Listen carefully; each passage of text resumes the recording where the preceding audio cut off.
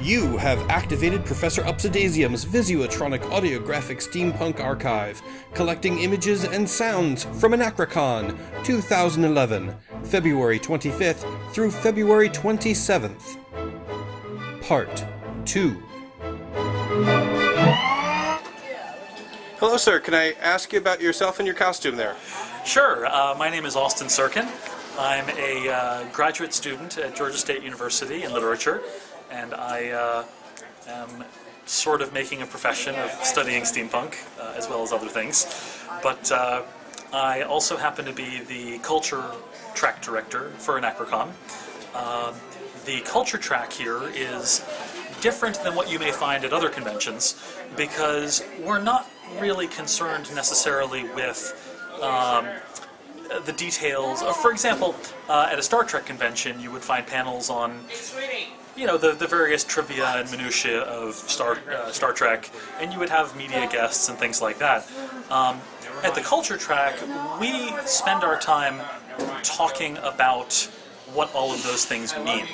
For example, we study literature, books, well, that's the same as literature, television shows, movies, anything that people create, essentially. We examine those things and how they fit into the larger context of what it is that we do as convention goers, as well as just people.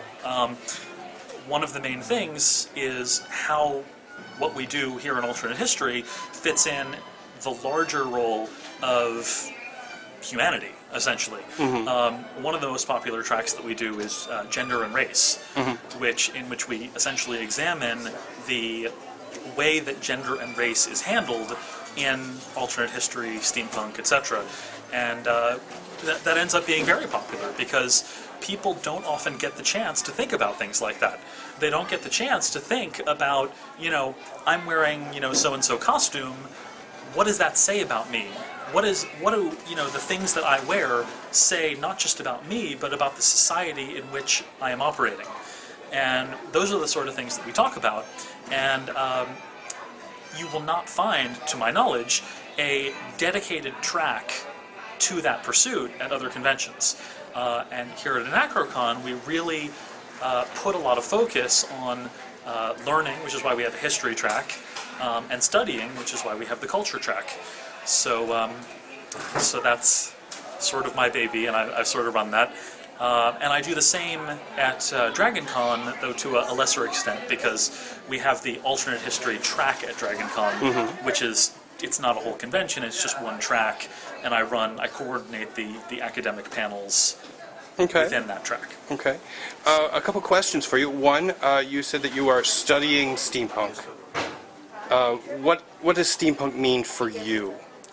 Well, in terms of studying steampunk, for example, I'm presenting a paper next week at the International Conference of the Fantastic and the Arts about steampunk props as examples of material folk culture, which is something that most people don't think of. Steampunk makers are really, while yes, what they're creating is new, at the same time they're continuing a tradition that's existed for quite a long time. Mm-hmm. So that's sort of an example of what I mean when I say studying steampunk. Okay. I wanted to ask you about what you're wearing, because unlike, we have a lot of very British steampunk, and you seem to be going towards an American West era, sort of. So could you please talk about your garb? Sure. Many people cultivate like a persona, and you know, cultivate a specific sort of look for that persona and that character. I don't really do that. I have a number of different outfits that I wear that are all sort of vaguely fancy, but each one has sort of subtly different connotations. This one in particular is the theme is sort of Wild West Sheriff. Unfortunately, you caught me when I did not have any of my props on me, but I do have a number of props that go along with all of my costumes that I do make myself. But you do have your badge. Yeah, I do. I do have my badge. It has my name on it. So So yeah, that's sort of how that came together. I mean, personally speaking, if I can get on a soapbox for a second, people tend to be intimidated by steampunk because they see so many people acting in character, and they've got these personas and things like that. It is not necessary. You do not have to have a persona. Your outfit will come together better if you have a theme, if you're trying to accomplish a specific thing with that outfit, but you do not have to, you don't have to come and act like you're a time traveler or whatnot. We have plenty of fun just being who we are. Okay. Did you make what you're wearing? No, I do not make clothes. My wife, meganmaud.com, makes clothes, and she made this jacket for me. And I'm just going around here on the jacket to show some of this. It's a very nice jacket. Thank you. Well, it's not very nice on the inside because it was just made as a costume piece a couple of years ago. Right, and that's understandable. And I've found that it sort of fits in with the Wild West steampunk look. But I put together my outfits all on my own, which is why my wife and I got married, among other things, because she was pleased to find somebody who could put their own outfits together. But I do make all of my props myself, and in exchange for my wife making me clothes, I will make her props. Well, hopefully later I can catch you with the props. I hope so. And you can show those off as well. I hope so. I want to thank you very much for your time, and thank you for everything. It was a pleasure. Thank you very much. Hi, can I ask you about Brute Force Leather? Absolutely. I am Thomas Williford, and I am the Brute of Brute Force Leather, Brute Force Studios, and all the aforementioned Brute Force things. And how long have you been doing Brute Force Leather? Brute Force Leather came into existence in 1996, but I've been doing leatherwork, corsets, costuming, since I was 16, and that's 30 years. Now, I've seen you at Dragon Con a couple of years now. Yes. And this con for all 3 years? Or just... No, just this first year. This okay. My first year. They deigned to make me a guest. Well, that was very kind. And I was drunk at the time, so said yes. Okay. A very good policy. Now, coming over here to show off some of your wares on the table, and we see the repeated steampunk motif of gears, goggles, and of course the Brute Force Studios sign there. Yes, yes. We make our own signs. Pretty much everything on this table is made by us, meaning me. Yes. This is a magazine. They put us in this. This is True West magazine had a steampunk issue. And you have the corsets as well. Yes, yes. Thank you. And the famous arm.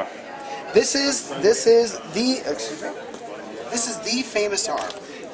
This one ended up being worn by Nathan Fillion in the steampunk episode of Castle. And going to a picture of that.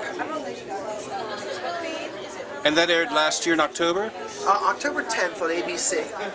It has the significance of being the first decent representation on television of the steampunk culture, as opposed to a steampunk movie or an steampunk thing. It didn't make us out to be a bunch of freaks. It did try to say that we're all rich, which is, I wish, the case, but no. So it was a very good. I got to be in it, and I got to hear the people talking, the people running. They thought it was fun. The people who were making the show were not going, oh God, I can't stand those people. They were like, wow, did you see that? That's so cool. I'm going to go ask them. You know, when you have costumers from Hollywood asking you about your costuming, that's got a good feeling to it. Mm-hmm. Now, can you tell us a little bit about how you make some of these? I heard you mentioning a laser. Yes, yes. I own an industrial cutting laser. That's industrial cutting laser? Yes, that's how I cut all this stuff out. I'm going a little close for some detail here. Yeah. I cut out stencils for this, for the airbrushing of that. Mm-hmm. That's how I get that. And I cut all these other things out. Even on the arm, it won't cut metals. It's not that big a laser. Right. But it cuts all the leather work. Yeah, I got a 12 I got to be in. Now, how many conventions a year do you do? I am away from home 40 some odd weekends a year. That's 40 some odd out of 52. Yes. So quite a few. Quite a few. And where are you based out of? Harrisburg, Pennsylvania, and Winchester, England. I go back and forth. Winchester, England? Yes, I live in England about a quarter to a third of the year. And what is, do you take the steampunk with you to England. I do take some of the stuff with me to England, yes. And what is their reaction? Oh, they love it, actually. They Steampunk has hit England really well. Imagine that. Oh, this young lady. We have a transaction. My favorite part. Yes. I can eat today. Yes. Thank God. The glamorous life of a steampunk merchant. Yes, I believe that I'm still at the moment one of the few full-time professional steampunks. I mean, I don't have a day job. I'm not going home to go to my IT job somewhere or anything like that. I'm going home and making more of this stuff. And, you know, abusing my servants. That's my whole thing. Making them make more of the stuff. Wonderful to do. Wonderful job if you can get it. Great job if you can get it, yes. Thank you. Thank you very much for your time, sir. Thank you. Hello, sir. Could I ask you about those goggles? Certainly. These are my patented Babbage oculars. They're a custom set of goggles that I designed a while back, about a year and a half of research, everything from just trying to figure out, it's like, what's the best way to, illuminate these things, what's the power supply I needed to use for it, and everything. There we had to deliberately design the circuit boards for both the goggles themselves and the power supply. Each one's like, plus the pouch, everything had to be made from scratch. And it's a good work of love, but the end result is better than we could have hoped. It's like, so far we've been able to design them so that I can reprogram them at will, so I can go any number combination that I want. Everything from just cycling down, proper countdown, I can get it to do pi, E, and a number of other combinations. Anything I want to design into it. And how long did it take you to design those? It took me a year and a half in design, and each one takes me several hours to complete. So. Wow. And how many of these have you made so far? So far, I've made about a dozen of them. I still have the capability to make quite a few more, and I'm selling these off anywhere between $150 and $175. Oh, wow. And your name, sir? Morgan. And how would people find these goggles? You'll find these at steampunkleather.com. Steampunkleather.com. Mm-hmm. Well, thank you very much, sir. All right. You have been watching Professor Upsidasium's Visiotronic Audiographic Steampunk Archive, collecting images and sounds from AnachroCon 2011, February 25th through February 27th. Part 2. For more information about future AnachroCons, please visit www.anachrocon.com. And please tune in for Part 3.